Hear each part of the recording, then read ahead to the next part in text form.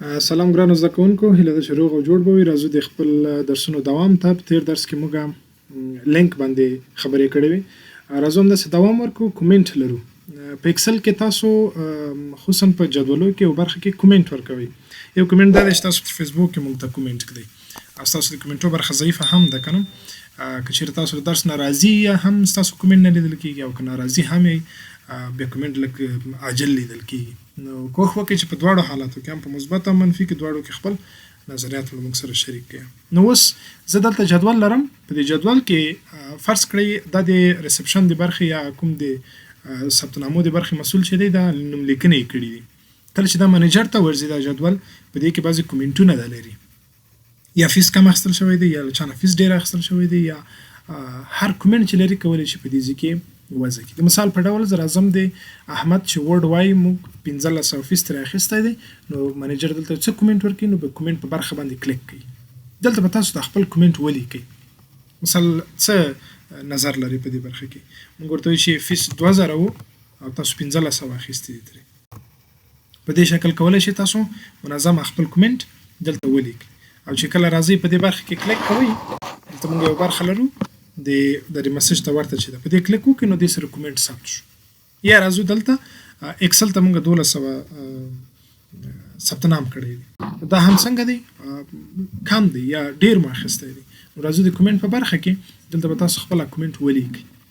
هر نظر چې لرئ په پښتو، په دري، په انګلیسي، په هره ژبه باندې دا کومنټ مو چې ولیکه، یا به په دې بټن کلیک وکړئ یا درته وایي چې پریس کنټرول انټر، یا به کنټرول انټر سره پریس کېکاږئ تر څو ستاسو دا کومنټ ثبت شي.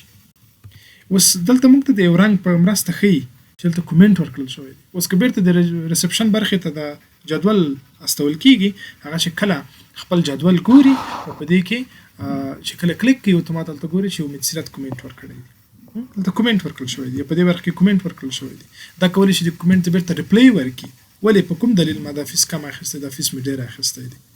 په دې شکل دا د کومنټ برخه. دا بیا زموږ مخې ته بیا راځي. دلته فقط فعلا تنه کومنټ راغلی دی چې کومنټ اضافه کوو، بیا یو ځای بل اپشن هم لرو چې هم کومنټ اضافه کوو هم بیرته ډیلیټ کوو. دواړه اپشن یې موږ ته راکړي دي. فعلا دلته هم دومره زده کوئ. څنګه بله برخه د ټکس ته، په ټکس کې موږ لرو ټکس باکس. په ورډ کې ما ډېرې خبرې پرې کړې وې د ټکس باکس په اړه، چې ټکس باکس بیا هم وایم یو اشاره ورته وکړم. ټکس باکس په مرسته موږ کولی شو چې د یو فایل په هغه برخه کې چې لیکنه شونې نه وي، یعنې نه لیکل کېږي، خصوصا ورډ کې دا خبره ما کړې وه. نو په غزې کې موږ ته ټکس باکس دا کار اسانه کوي چې کولی شو اسانه لیکنې پکې وکړو. په اکسل کې هم همدغه کار کوو. مثال دلته زه صحیح د لیکنه کوم، په هر سل کې کولی شو لیکنه وکړو. چې کله ټکس باکس ته راځو، تاسو به د ټکس باکس رسم کوئ، د دې په مینځ کې کولی شي لیکنه وکړو. په دې شکل دا لیکنه هر خوا انتقالولی شي. او دا اوس ګورئ بیکګراوند لري، سپین بیکګراوند لري. په دې شکل زه کله چې برسیره پر جدول راوړم جدول شاته نه ښکاري. نو دې لپاره به موږ ته یو ټب فعاله کېږي، شیپ فارمټ. بیا کولی شي د آوټلاین په برخه کې دغه آوټلاین لرې کړئ، هم یې خطونه لرې کړئ، هم د فل په برخه کې نو فل کړئ. اوس که ورته وګورئ د منځ رنګ یې لرې شوی دی، که هر ځای کې تاسو دا راوړئ داسې ښکاري نه چې دا به ټکس باکس کې راوړل شوی وي. په اکسل کې کارونه کمه ده، کم کارول کېږي. په ورډ کې دم موږ ډېر مسلم پې کار کړی، ډېر سرټیفیکیټونه مو پې ډیزاین کړل، نو هلته استفاده ډېره ده. دا دی ټکس په برخه کې دی ټکس باکس.